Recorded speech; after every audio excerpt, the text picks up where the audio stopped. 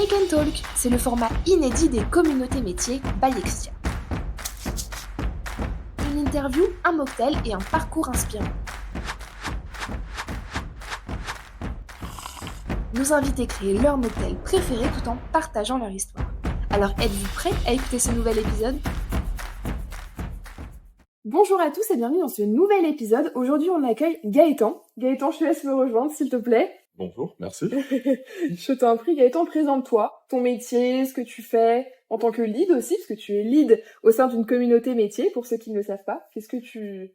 Présente-toi. Ok, alors moi du coup c'est Gaëtan, Enchanté. je travaille chez Extia depuis un peu moins de 3 ans en tant qu'ingénieur consultant.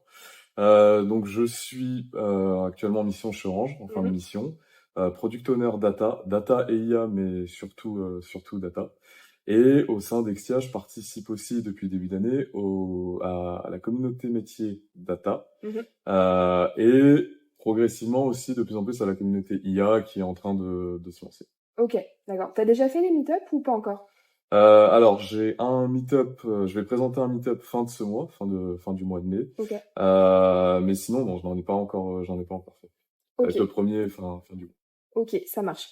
Alors aujourd'hui, pour ceux qui ne le savent pas, on va créer un mocktail. Gaëtan, tu m'as dit un petit peu tes goûts. Est-ce que tu peux les énoncer ? Tu m'as dit tout ce qui est agrumé, etc. Mais qu'est-ce que tu préfères en tant que cocktail, en tant que mocktail au quotidien ? Quelles sont les saveurs Alors effectivement, agrumes, tout à fait. Et si je devais cibler des saveurs en particulier, je dirais tout ce qui va tourner autour de l'orange, mandarine, clémentine et le pamplemousse. Ok.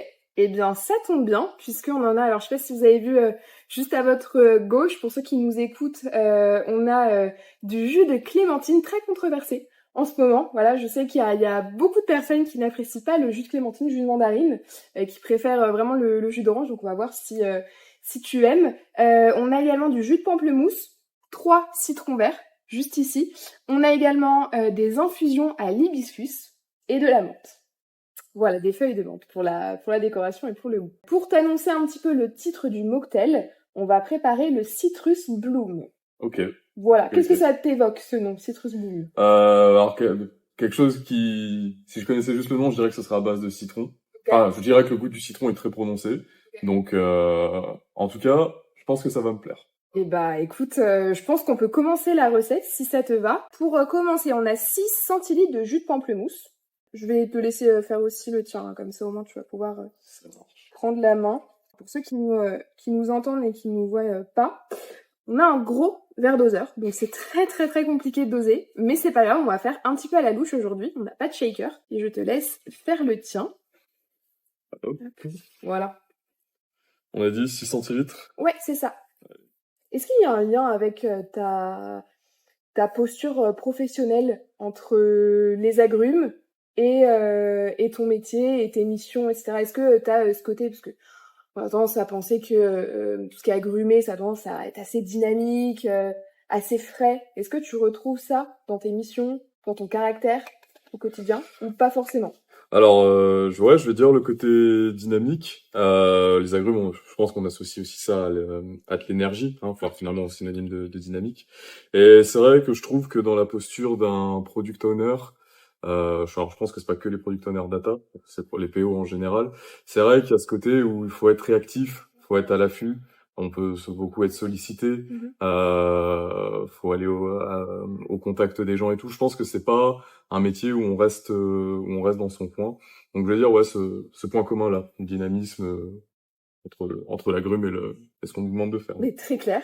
Écoute, réponse très complète. Donc là, on a déjà versé le jus de pamplemousse. On va pouvoir ajouter 4 centilitres de clémentine. On va bien démarrer le mocktail avant d'en savoir un petit peu plus sur toi. 4 centilitres. Normalement, ça devrait être suffisant. Le jus de la controverse, hein. Attention. C'est ça, exactement. Là, faut faire gaffe. Et qu'est-ce que tu préfères dans tes missions au quotidien ? Qu'est-ce que tu préfères faire en tant que product owner Alors, dans mon rôle de product owner, je pense que il y a des points qui varient d'une entreprise à l'autre, mais en tout cas chez Orange, c'est dans ce qu'on me demande de faire un côté très technico-fonctionnel. Donc on me demande de comprendre le besoin du client, qu'est-ce qu'il veut faire, mais on me demande aussi d'avoir une certaine culture technique pour aussi, alors accompagner ce serait pas vraiment le terme, pour bien comprendre l'équipe technique avec qui je travaille, bien comprendre ce qu'ils font, les limitations si parfois ils en rencontrent, ce genre de choses. Et c'est vrai que la jointure des deux mondes, ça me plaît bien. Et c'est comprendre du coup d'un point de vue fonctionnel la culture, un peu, quelle est la valeur ajoutée que ça va apporter à l'entreprise, ce que fait le métier, tout en gardant voilà cette culture technique sans trop mettre les mains dans le cambouis, si je puis dire. Enfin, c'est vraiment ce juste milieu entre les deux mondes qui me plaît Ok, et dans ça, ce ça milieu. tu l'as appris au fur et à mesure de ta mission ou alors t'as toujours eu ce côté... Non, je pense que la mission, elle m'a aidé à découvrir ça, puisque avant la mission était déjà, enfin, ce que je faisais avant, c'était de l'alternance, c'était pas une mission chez Extia. C'était quand même déjà un peu plus technique et je trouvais que voilà, ça allait bien en termes de technique, mais comprendre un petit peu plus le domaine fonctionnel, ça m'aurait davantage intéressé. Et donc là, je trouve que l'équilibre est très bien respecté dans la mission que je fais chez Orange. Donc je dirais que la mission m'a aidé à un peu plus comprendre ça. Oui. Ok, alors là, tu t'as parlé d'alternance. Quel est ton parcours? Qu'est-ce que tu as fait finalement pour arriver chez Extia? Qu'est-ce que tu as fait pour arriver à être product owner aujourd'hui? Comment je suis arrivé là? C'est un peu ça, c'est un peu ça. Je vais pas te dire comme ça, mais Alors, en fait, il faut savoir que de base, je viens pas forcément du milieu de la data. ok. Moi, de base, je viens un peu, je vais dire un peu plus du milieu de l'industrie et de l'énergie. Mhm. Donc je suis passé par un DUT et une licence pro, donc 2 ans en alternance dans ce milieu-là. Après, j'arrive en école d'ingénieur et de base, la thématique c'était l'électronique, sauf que chez Renault, du coup, où je fais mon alternance, finalement, on me demande de travailler de la data. Et c'est là où, bah, finalement, je me forme un minimum en autodidacte parce que c'est pas trop ce que je fais à ce moment-là en école d'ingé. Je me forme un peu en autodidacte à ce que c'est que ce monde de la data. Et en fait, finalement, je me rends compte que ça me plaît. Et du coup, bah, sorti d'école d'ingé, j'arrive chez Extia et je demande à avoir un job dans la data. Ok. On me propose product owner et il s'avère que c'était un bon pari, un bon choix, finalement. Ok. Ah oui, donc en fait, finalement, tu as été formé un petit peu bah, sur le tas avec Oui, tes premiers clients, etc. Ok. oui, oui, c'est ça. C'est Ok. ça, c'est ça. Très bien. Et comment tu te sens aujourd'hui chez Extia Alors Extia, je m'y sens très très bien. Le rapport avec les commerciaux, l'énergie qui se dégage de l'entreprise, l'écoute qu'il y a, le rapport, enfin comment dire, la manière dont plutôt est abordé le rapport avec les clients. Ok, il faut répondre aux besoins du client, c'est très important, c'est la base. Il faut aussi que le consultant s'y retrouve. Voilà, cette volonté de toujours trouver, je veux dire, le mariage parfait entre la mission proposée et le consultant qui a les bonnes compétences. Je trouve que ça ressort beaucoup chez Extia et ça, c'est vraiment quelque chose qui me plaît au sein de l'entreprise. Je dirais que c'est une des choses qui me plaisent parmi tant d'autres. Bah, très bien, très complet, parfait, merci beaucoup.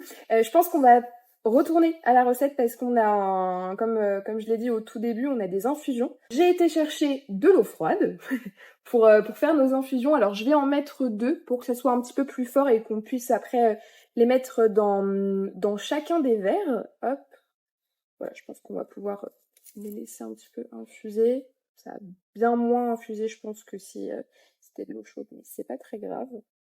Donc infusion à l'hibiscus, je mets de côté.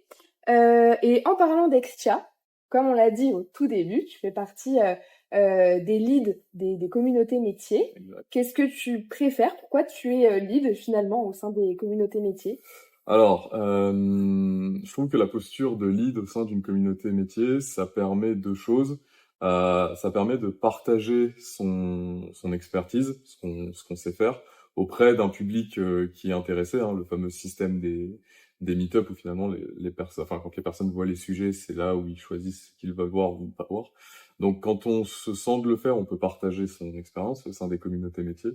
Et à l'inverse, ça permet de faire aussi, je veux dire, une certaine veille. On entend des experts qui viennent présenter leur sujet, donc nous, on peut découvrir ou se mettre à jour sur Mm. d'autres sujets. En fait, c'est une manière interactive d'échanger avec des gens d'autres entreprises, Ouais. finalement, d'autres milieux. Et c'est toujours bon d'expérience et de culture. Ouais. Puis aussi plusieurs formats. T'as le format présentiel, t'as le format en ligne. Tout à fait. Oui. Donc en vrai, tu peux faire pas mal de choses. Ok, très bien. Quel est le meet-up qui t'a le plus marqué? Alors, je crois que c'en est un récent. Ouais, je veux dire que c'en est un récent parce qu'il y en avait deux, mais celui qui m'a le plus marqué, c'est l'aspect green tech, l'aspect environnement sur l'IA générative. Ok, Lui d'accord, lui, il m'a marqué déjà parce que IA générative. C'est d'accord. dans l'air du temps, ça fait partie de mon métier. Mhm. Enfin voilà, product owner data, mais avec data, il y a la brique IA qui vient par-dessus, à laquelle je touche un petit peu. Donc c'est voilà, c'est justement bien de faire déjà une veille sur un sujet vraiment d'actualité et de voir cet aspect environnement bah, qui est lui aussi très d'actualité. Comme je le disais avant, j'ai un peu du milieu de l'énergie avant d'arriver dans la data. Donc c'est toujours pour la culture quelque chose qui va m'intéresser. Donc le sujet de base m'intéressait, puis voilà, quand on sait ce qui a été dit dans ce meet-up, les conséquences que l'IA générative a sur l'environnement, donc comment quel regard il faut porter dessus pour pas faire n'importe quoi, si on peut le dire comme ça. Voilà, ça m'a interpellé, en Ok, effet. d'accord. Alors pour ceux qui savent pas ce que c'est l'IA générative, je pense qu'on peut donner quelques exemples.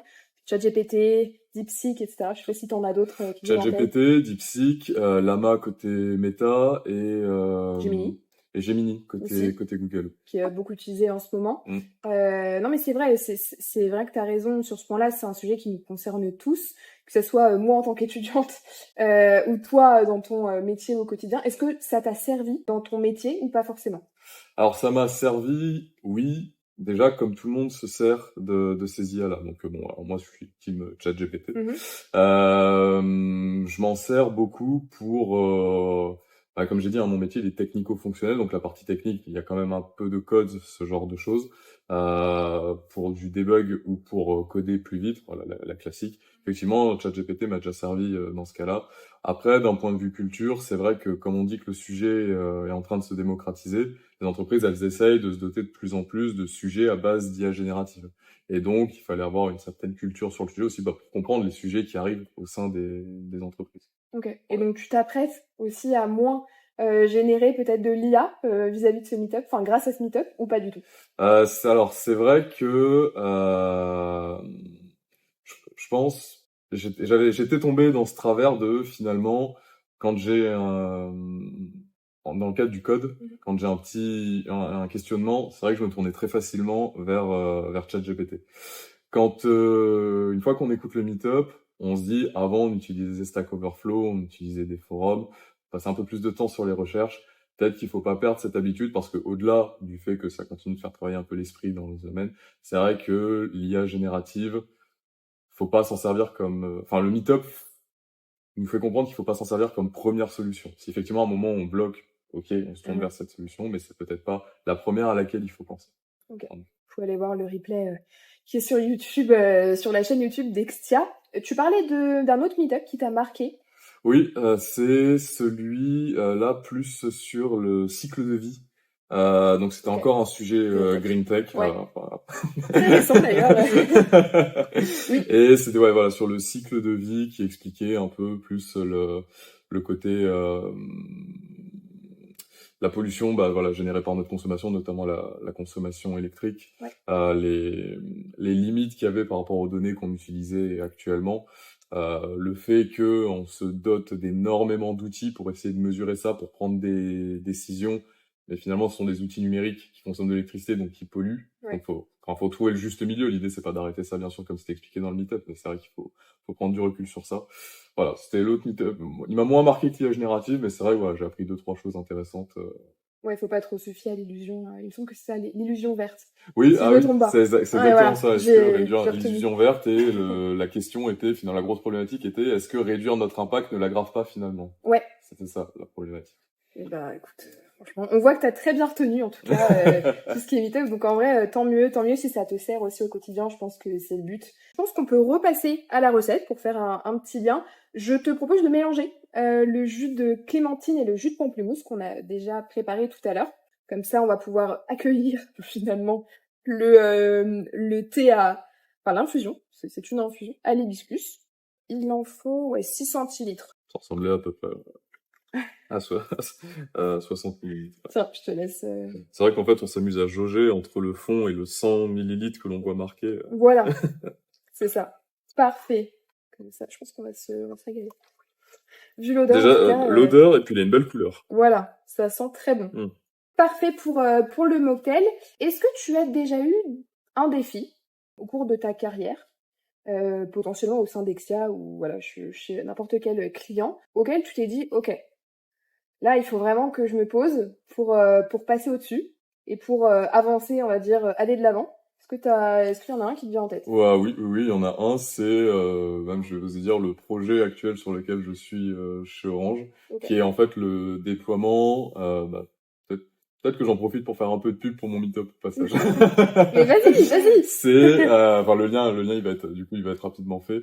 C'est que il y a une nouvelle tendance au sein de la data qui est en train d'émerger. Alors tendance, c'est vraiment, enfin nouvelle. C'est dit au sens la data, il y en a beaucoup plus. Mhm. C'est de plus en plus omniprésent au sein des entreprises. Certaines deviennent de plus en plus ce qu'elles appellent data-driven. Mhm. Donc, c'est la donnée qui va vraiment aider à prendre des décisions et tout.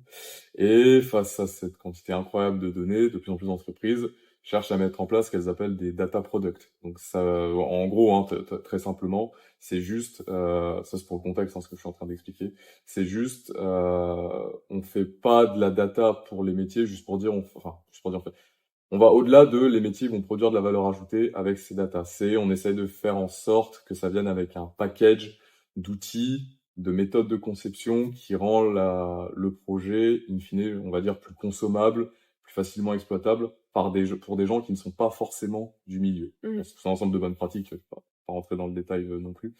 Donc c'est un meet-up que je vais présenter à la fin du mois. Allez-y. Allez-y. Petite pub. Et donc ça, c'était un défi parce qu'au moment où on m'a mis sur le sujet, je connaissais ça. Je Ok. connaissais vraiment rien. Enfin, je connaissais la data, mais voilà, on Mhm. parlait de data product, donc de tout ce qui vient en plus on fait juste un use case data. Il a fallu se former en autodidacte parce qu'en fait c'était nouveau pour moi, mais c'était nouveau pour beaucoup de personnes au sein de l'entreprise. Donc finalement la question qu'une personne se pose, c'est pas quelqu'un en face à la réponse, c'est finalement en face tout le monde va se poser la même question. Donc il y a une réflexion qui est collective, qui fait que le démarrage il peut être un peu lent, un peu capricieux parce qu'on passe plus de temps à réfléchir qu'à agir. Donc je dirais que le défi était là. C'était se mettre dedans, comprendre quels étaient les attendus, parce que c'est nouveau, parce que c'est pas la chose là, pour l'instant, la mieux documentée, la plus facilement expliquée en ligne ou par des pairs. Ça va venir hein, avec le temps, bien entendu, mais voilà. Je dirais que le défi était. Grâce à ton meet-up aussi.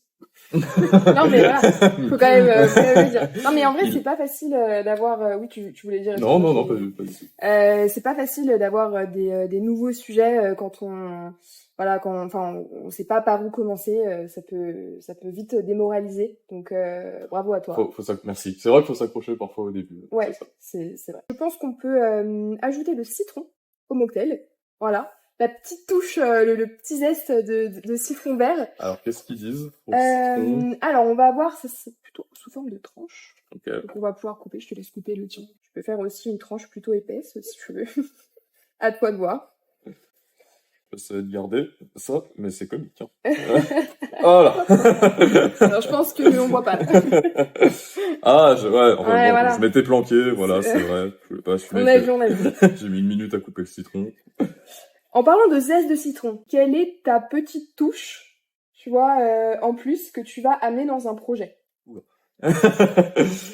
Qu'est-ce que je vais amener en plus dans un projet?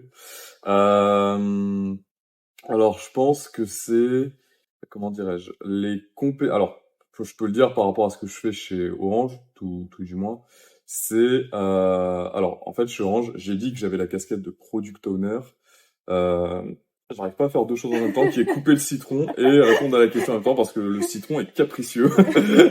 Ouais, pour ceux qui ne nous voient pas là, c'est vraiment... C'est un carnage, hein. Ouais. Vous verriez la table. Mais bon, c'est pas grave, il y a des imprévus. Ouais, mais alors je me demande si ça vient pas du couteau. Ah, bah attends, prends le premier.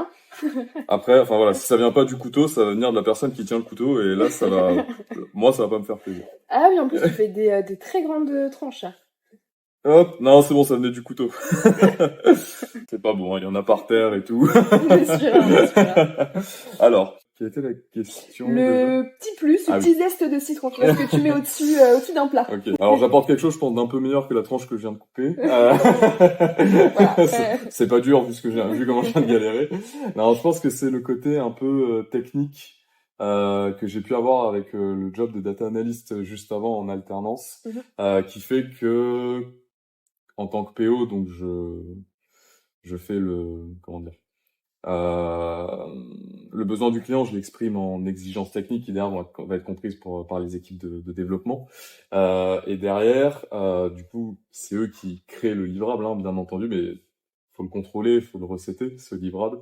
Et je pense que en termes de data, la casquette de data analyst m'a permis peut-être d'avoir un regard, une vision sur est-ce que les données répondent bien aux besoins du client. Je pense que ça apporte un petit plus au sens je fais des contrôles, pas juste est-ce que la data elle est présente, est-ce qu'elle est cohérente, est-ce qu'elle euh, est-ce qu'elle va parler au client, est-ce que le client il va en tirer de la valeur ajoutée, est-ce que il va réussir à faire des dashboards, des KPI auxquels moi je pense parce que j'ai eu cette casquette de data analyst. Voilà, je pense qu'il y a une petite valeur ajoutée ici. Ouais, c'est déjà une grosse valeur ajoutée pour te rassurer, ça c'est sûr. Parfait, bah écoute, merci beaucoup pour ton partage, c'est très complet.